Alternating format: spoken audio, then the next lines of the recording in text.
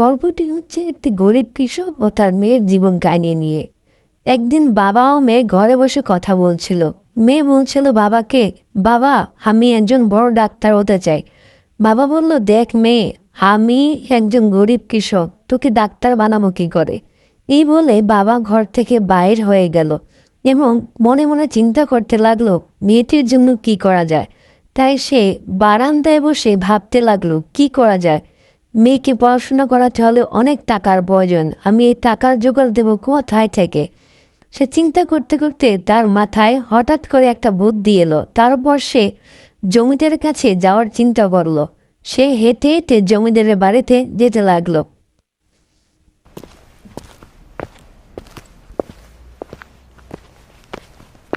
একটা পর্যায়ে সে জমিদারের বাড়িতে এসে পৌঁছালো এবং জমিদার মশাইকে বলল, জমিদার মশাই, আমার কিছু টাকার প্রয়োজন। আমার মেয়েটা একজন বড় ডাক্তার হতে চায়, আপনি যদি আমাকে সাহায্য করতেন।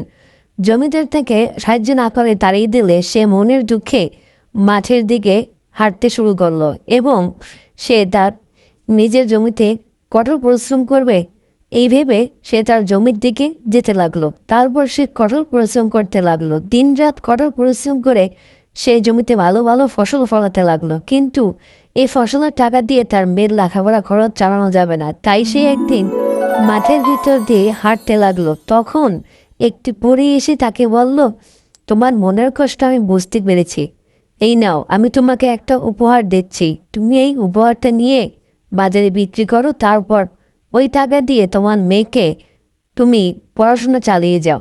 তারপর এই কথা বলে পরীটি তাকে একটি উপহার দিল এবং সে উপহারটি নিয়ে চলে আসলো তার বাসার দিকে। আস্তে আস্তে ভাবলো সেই টাকা দিয়ে তার মেয়েকে সে বড় ডাক্তার বানাবে। তারপর সে ঘরের ভিতর তার মেয়েকে ডাক দিল এবং বলল, মা, এই নে, অনেক টাকা এনেছি, কালকে সকালে রওনা দে, শহরে যাব, তোকে ভালো কলেজে ভর্তি করব। তারপর বাবা ও মেয়ে সকালবেলা রওনা দিল শহরের উদ্দেশ্যে, যাতে মেয়েকে একটি ভালো কলেজে ভর্তি করতে পারে। শহরে গিয়ে সে তার মেয়েকে একটি ভালো কলেজে ভর্তি করলো এবং তাকে বলল যে সে যেন ভালো মতো লেখাপড়া করে। দৃশ্য পাল্টায়, অনেক বছর পর দেখা যায় একটি মেয়ে কিছু মানুষদের সেবা করছে ডাক্তার হিসেবে।